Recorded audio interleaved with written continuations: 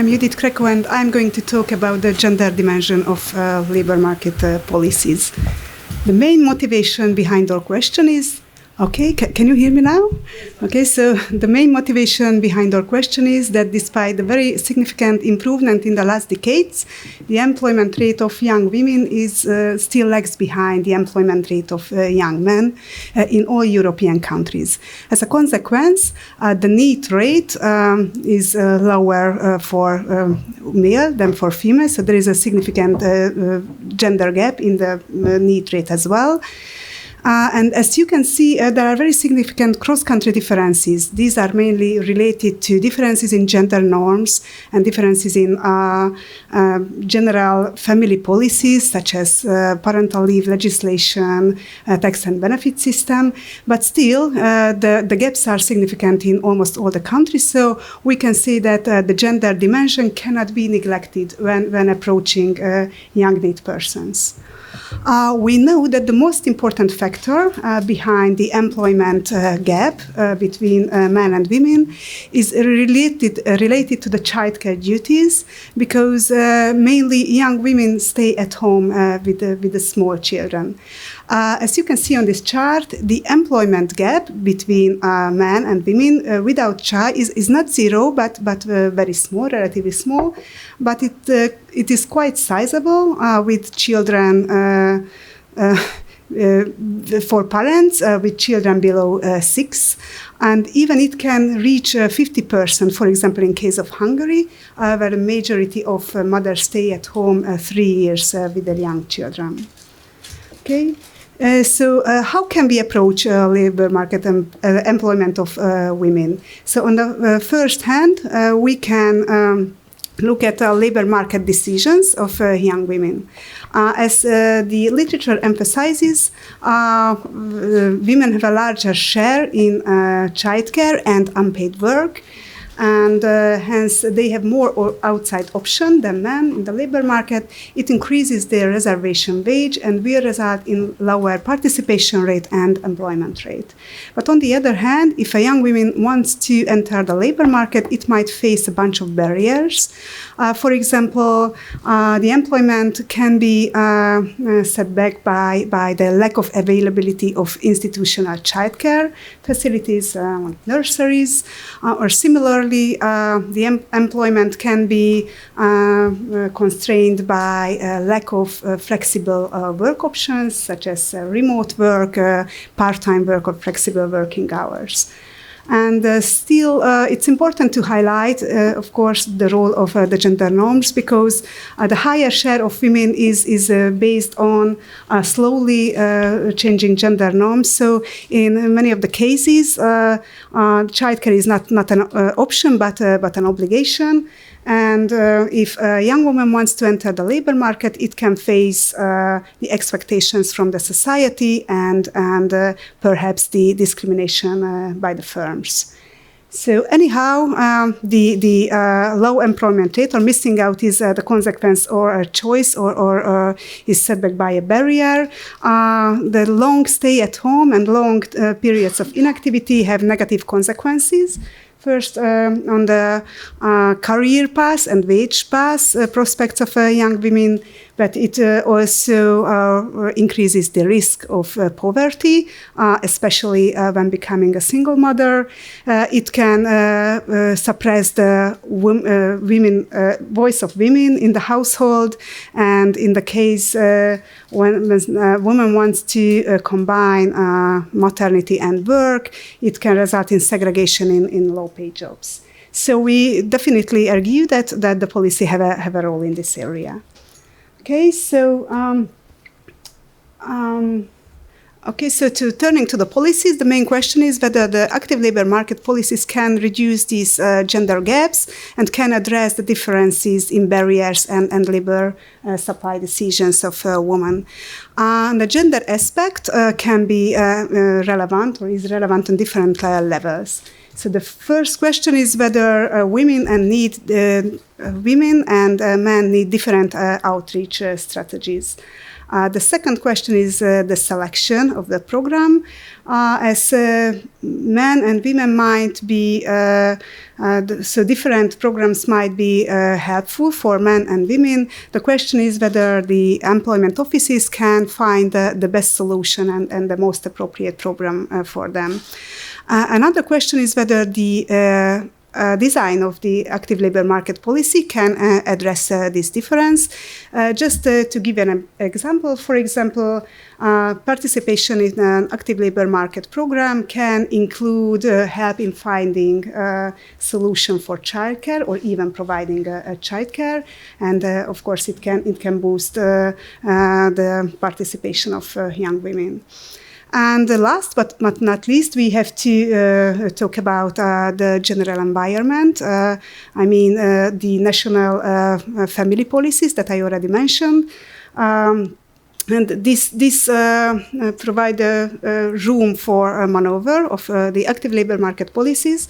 It's important that while these policies directly influence the labor supply decisions, they also interact with the active labor market policies that should be taken into consideration. So just to give an example, in Hungary, young unemployed mothers, or better to say the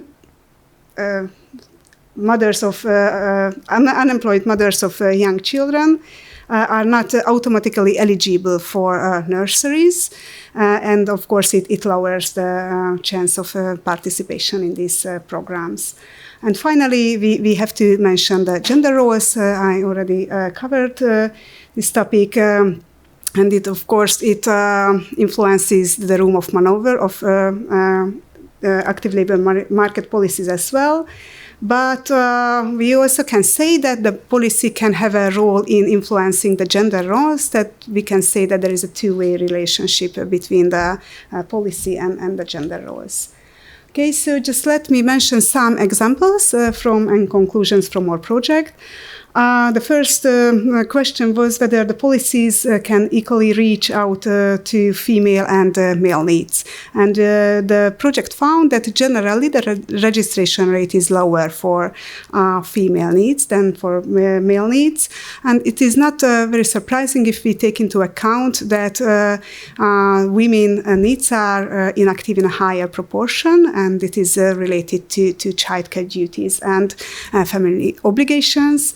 And the project concluded that even if these women do not want to turn back to the labor market very soon, just at a later stage, the public employment services could offer some services and programs to prepare for a job search and to prevent loosening attachment to the labor market and to prevent long-term unemployment.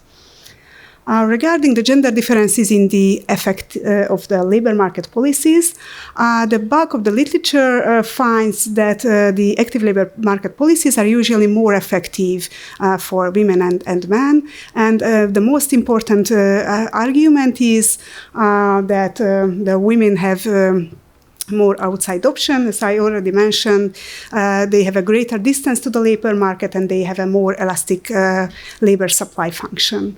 But our fundings in the projects are rather mixed, and just we are in a very beginning of finding the key mechanisms behind the gender differences we find.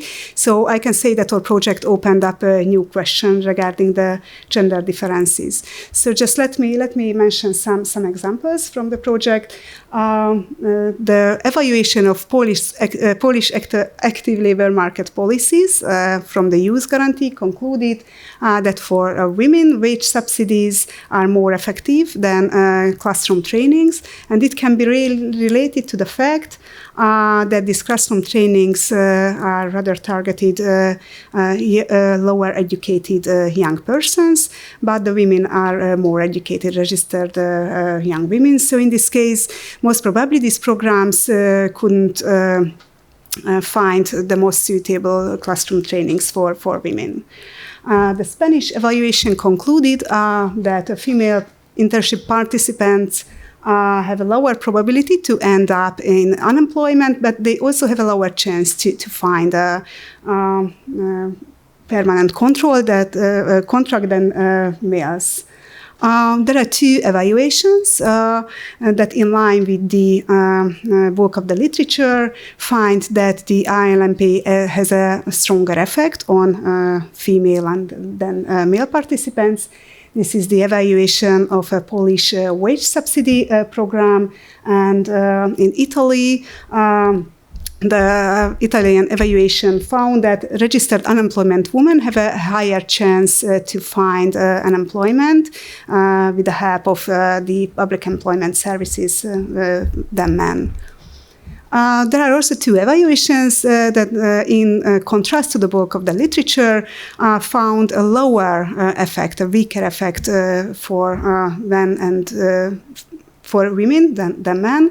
These are the evaluation of the Italian internship program, and the other was the evaluation of the Hungarian job trial program. We had one assumption about the potential reasons. So assumption is that the selection into the program has something to do with these gender differences, at least in the Hungarian case, because we found that the female participants are much more educated, have a longer work history, have better labor market prospects than the male participants, and they are even more selected, more strongly selected from a pool of young job seekers than male participants. And on the top of that, we also found that the maternity reduces the chance of participation in the program after controlling all other observable characteristics.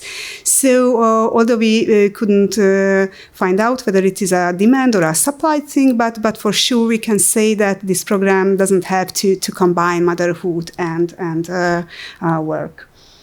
Okay, so and okay, just to shortly wrap up the conclusions. So we argue that different characteristics of female and male needs call for different outreach strategies. And the selection of a program and the design and implementation of active labor market policies also have to take into consideration the specific needs of women and the gender differences. And we concluded that there is a strong need for further research on the gender aspect of labor market policies,